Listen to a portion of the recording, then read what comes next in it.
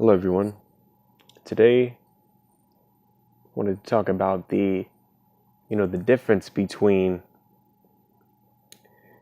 feeling your emotions and being your emotions.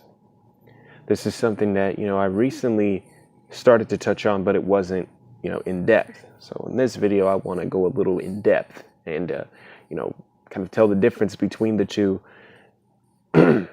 and just give a little bit of insight on what to look for when someone is being a specific emotion, if that makes sense. So the first part that I want to go into is feeling, the emotion. Feeling emotion is addressing that, a specific trauma happened to you.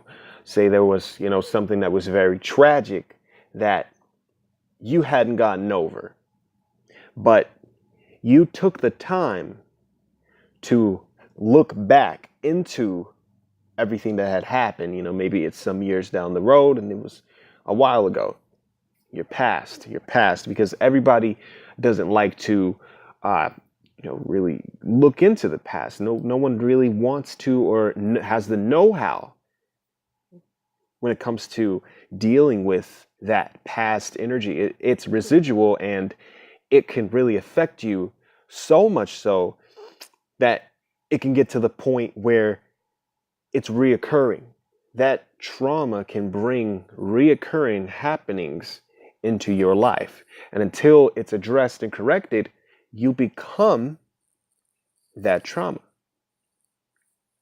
What I mean by becoming that is feeling, the same way over and over and over again in every relationship that you're in, whether it's insecurities, whether it's, worthlessness, whether it's powerlessness. If this is something that you have not worked on, you are that. You become that. So you are being that emotion. Okay? Being that emotion isn't something that is a good thing because you remain within that specific energetic environment. If that's around you, that is exactly what you're going to bring around you. Being that. Someone who is trying to help you could also be negatively affected by that. Addressing that it happened, where you realize, okay, this event happened, so and so was here, and you might feel like, oh, I can never look at so and so the same again. I can never forgive this person. But see, never forgiving that person will only bring you to become that person. Trying to forget that it even happened isn't what's going to heal it. Going into the fact that it did happen, look at all the details and figuring out how you want to feel. How you want to feel, or how you wanted to feel at that time. So you address how you felt, right? Once you go through the details, you look back into it, and then you pick how you want to feel at that time. Once you know how you want to feel or wanted to feel, what you're going to do is you're going to look back into the person that put you through that in the first place, and you're going to tell yourself that I'm ready to let this go. I surrender to the core belief of so and so. I surrender to the process of healing such and such. And this might sound, like it's something that, is a little cliche, but it actually does work. You'd be surprised how quickly this process can work if you actually address what's happening instead of trying to sweep it away or trying to forget about it. Holding grudges won't solve your problems. It won't solve anything. It's not going to help you. Holding grudges against anyone isn't going to help you, because the overall energy of yourself is going to stop you. It's not going to stop that person. You could throw energy at them. You could do whatever you want. That person will still have control over you, though. You won't have control over yourself if you don't address that energy. Stop letting that energy be you. Stop letting the energy control you and make it seem like it is a part of you, because it's not a part of you. That's not a part of you. Revenge, grudges, and things of that sort, those things are not natural. That's not something that should be considered natural. Hate isn't something that should be considered natural. When you let these things go and you forgive, but you don't forget, this is the most important part. You don't forget about it, but you forgive that person and allow that energy to pass, so that it cannot remain around you, so that that person doesn't remain in your memory and keep you held back. This is what a lot of people do. This is what happens in a lot of relationships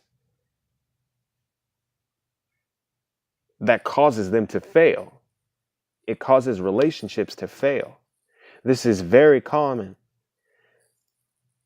You know, every other reading that I do is about a relationship, and specifically about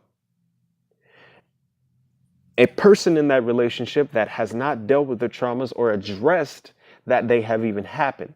So they're putting their spouse or their partner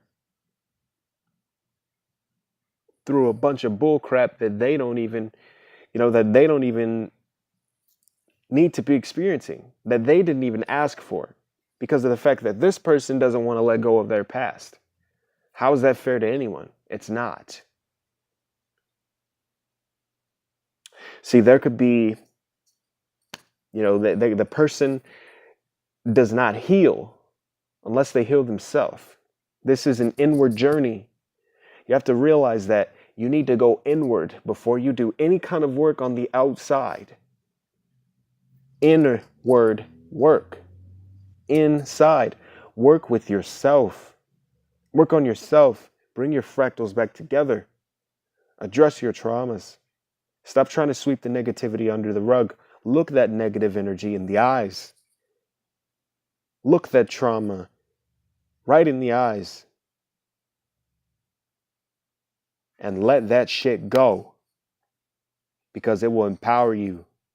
It will transmutate those emotions. And it will put that energy from those specific emotions into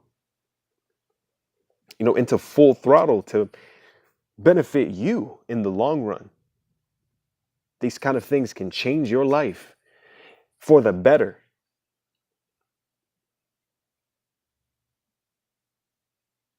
For the better. It can change you for the better. So take that time today to pick one thing. If you're watching this, you pick one thing that you feel traumatized you. If there's one song that you feel like you can't listen to, or one place that you feel that you can't go because you're too traumatized, go there. Listen to that song. Figure out why it is that you feel you can't go to that place, or why you can't listen to that song. Do that. If there's a show that you feel you don't want to watch because you feel you're traumatized from it, go watch that show. Some will say that this is torture, but that's because they want to hide from it. Don't hide from it. Be your true self. Go into that pain. Go into that energy. And transform that energy into energy that you can use to manifest the reality that you want. That depression, ask yourself, why am I depressed? Why am I depressed? When did this start? Take a look back and see it. When did this start? and figure out how you can get yourself out of that.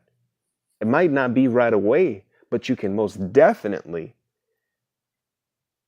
take baby steps to start to fix it. I'm not saying go into meditation or things of that sort, but that is something that is a possibility. That could possibly work. A mantra could possibly work. You have to really find your own way. There's only so much that other people can do for you before you have to do for yourself. So you should just do for yourself from the beginning. Work on yourself. Stop trying to help everyone else if you haven't fixed yourself yet, because you will self-sabotage. Have a good one.